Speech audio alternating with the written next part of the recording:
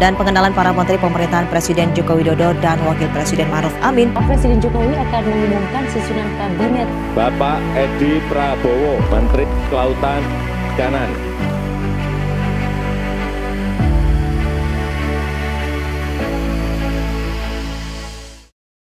Perlu lompatan-lompatan besar dalam menata ekosistem industri perikanan dan kelautan kita, mulai dari hulu sampai ke hilir. Kebijakan kelautan harus betul-betul bisa mengantisipasi dan mengadaptasi perkembangan teknologi baru, sehingga bisa membuat industri perikanan kita makin produktif dan juga makin kompetitif. Sejak dilantik pada 23 Oktober 2019, Menteri Edi konsisten menjalankan berbagai strategi dan gebrakan guna mendorong kemajuan sektor kelautan dan perikanan Indonesia. Amanah besar yang dititipkan Presiden kepadanya untuk memperbaiki komunikasi dengan nelayan dan meningkatkan sektor perikanan budidaya. 1 tahun menjadi waktu yang singkat, menyusuri hampir seluruh wilayah Indonesia. Menteri Edi mencatat setiap keluhan dan masukan nelayan. Diawali dari yang terdekat di wilayah Jakarta hingga timur Indonesia tak luput dari perhatiannya. Sebetulnya permintaan Pak Jokowi kepada Pak Edi terkait keran komunikasi sudah dilaksanakan dengan baik, Mbak. Itu juga kami rasakan di level di provinsi. Kami komunikasi dengan teman-teman juga berjalan dengan lancar, dan ketika mereka ada kendala disampaikan ke pusat juga responnya juga sudah cepat. Ini sudah jauh lebih baik lah, jauh lebih baik. Jadi kalau untuk keran komunikasi, saya rasa Pak Edi sudah luar biasa. Selama 1 tahun dalam nakoda kepemimpinan Edi Prabowo, kinerja Kementerian Kelautan dan Perikanan menunjukkan capaian positif. Meski di tengah pandemi COVID-19, sektor kelautan dan perikanan mampu beradaptasi dengan cepat melalui berbagai terobosan guna mendorong pemulihan ekonomi nasional dampak COVID-19. Akhir Desember 2019, KKP berhasil melakukan penyederhanaan perizinan usaha di pusat dan daerah dengan meluncurkan aplikasi SILAT atau Sistem Informasi Izin Layanan Cepat. Sebuah terobosan dan inovasi yang berhasil menuntaskan persoalan lamanya perizinan, sehingga izin di perikanan tangkap yang semula selama 14 hari dapat selesai dalam waktu 1 jam secara online. Alhamdulillah di era Pak Edi Prabowo, komunikasi kita lebih intens karena beliau sewaktu menjabat belum ada 3 bulan kami sudah diterima beliau. Kami memberi masukan-masukan, kami menyampaikan kendala maupun kesulitan yang kami hadapi waktu itu. Yang krusial itu perizinan, dan alhamdulillah beliau mendengar, dan memang setelah itu ada program SILAT ya, jadi diluncurkan program SILAT, jadi kami mengurus perizinan secara online, jadi tidak perlu lagi ke Jakarta. Alhamdulillah di masa pandemi ini kami mengurus perizinan sudah dari rumah semua.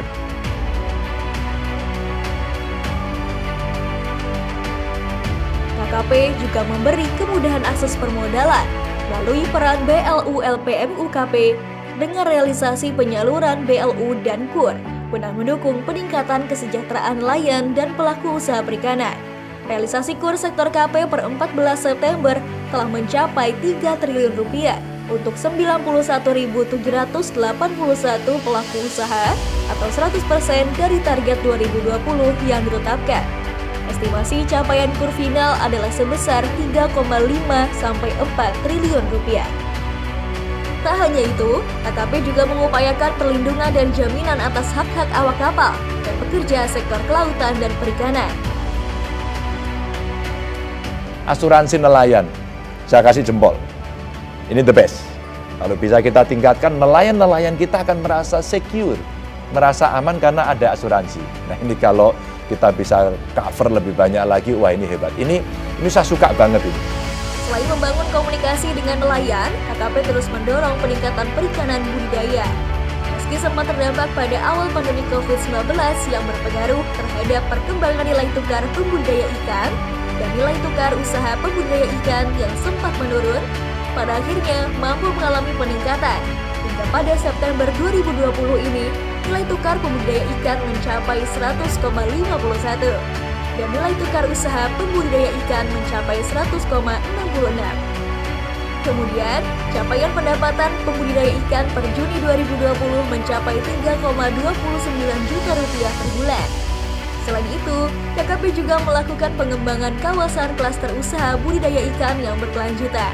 Di antaranya berfokus pada penyusunan data kawasan tambak nasional dengan membuat peta kawasan tambak di 5 kabupaten terpilih, yaitu Aceh Timur, Lampung Selatan, Cianjur, Sukamara, dan Buong. Dalam prioritas program kerja KKP tak luput dari pengembangan usaha bidang kelautan dan perikanan. Untuk itu, KKP berupaya meningkatkan standarisasi mutu dan keamanan produk perikanan, serta menghadirkan terobosan agar produk-produk dalam negeri bisa menjangkau berbagai negara. Salah satunya dengan layanan ekspor langsung dari Manado ke Jepang. Selain lebih efisien dalam waktu, juga terjadi efisiensi pengurangan biaya sampai 50% dari jalur sebelumnya. Selain ekspor langsung dari Manado ke Jepang, KKP juga telah meluncurkan ekspor perdana dari Palu ke Jepang dengan komoditas unggulan tuna sirip kuning atau yellowfin tuna. Selain industri besar, UMKM bidang kelautan dan perikanan berhasil bertahan di tengah pandemi COVID-19 dengan bantuan dan pendampingan dari KKP. Terima kasih kepada Bapak Menteri, semoga kedepannya produk kami mendapatkan usaha lebih maju lagi. Terima kasih kami ucapkan pada Bapak Menteri yang telah mendukung pengembangan UMKM di perikanan. Semoga ke depan UMKM perikanan lebih maju dan kami bangga buatan Indonesia.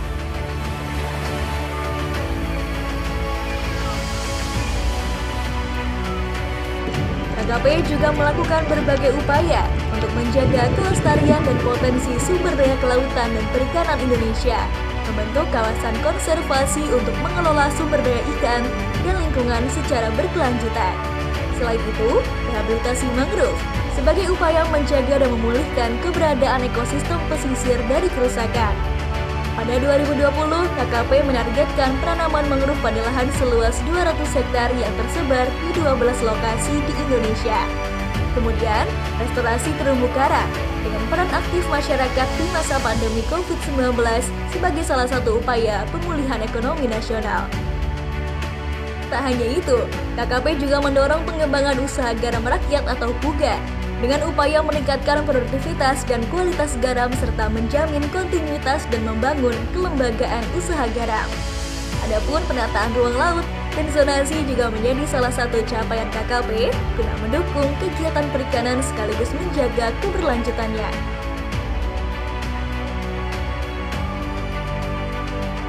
Sementara itu, para pasukan pengawas sumber daya kelautan dan perikanan terus bersiaga menjaga kekayaan negara. Tanpa kenal lelah dan gagah berani, mereka terus berpatroli memburu para pencuri ikan di tengah lautan. Nyawa mereka pertaruhkan demi menjaga kedaulatan.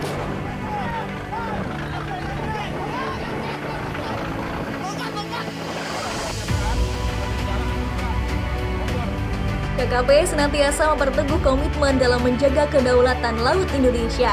Untuk itu, KKP meningkatkan kerjasama lintas sektor guna memperkuat sinergi penegakan hukum, seperti dengan TNI AL, Polri, Bakamla, Kejaksaan Agung, dan instansi lainnya. Terbukti dalam 1 tahun terakhir, KKP telah berhasil menangkap 74 kapal. Seiring dengan pesatnya kemajuan teknologi informasi, KKP menyeimbangi dengan penyesuaian yang tepat, sesuai dengan kebutuhan masyarakat kelautan dan perikanan secara luas. Melalui inovasi teknologi yang bermanfaat dan peningkatan kualitas SDM yang unggul, menjadi modal kemajuan pembangunan menuju sektor kelautan dan perikanan yang lebih baik. Dalam pemulihan ekonomi dampak COVID-19, KKP juga melakukan berbagai upaya dengan memberikan stimulus ekonomi, seperti ragam bantuan melalui kegiatan bulan mutu karantina ikan tahun 2020. Diberikan kepada masyarakat perikanan terdampak COVID-19 meliputi nelayan, pembudidaya, pengolah ikan hingga tenaga medis. Selain itu, melalui kegiatan Gemar Ikan, KKP juga telah menyerahkan 58.000 paket produk perikanan kepada masyarakat di 116 kabupaten atau kota.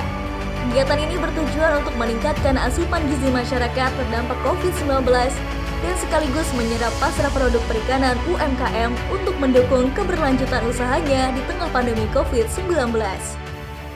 Jadi ke depan saya berharap apa yang sudah dilakukan ini selalu menjadi penguatan, keterbukaan ini akan terus kami pertahankan, sehingga orang untuk berinvestasi di sektor ini sudah nggak perlu lagi khawatir akan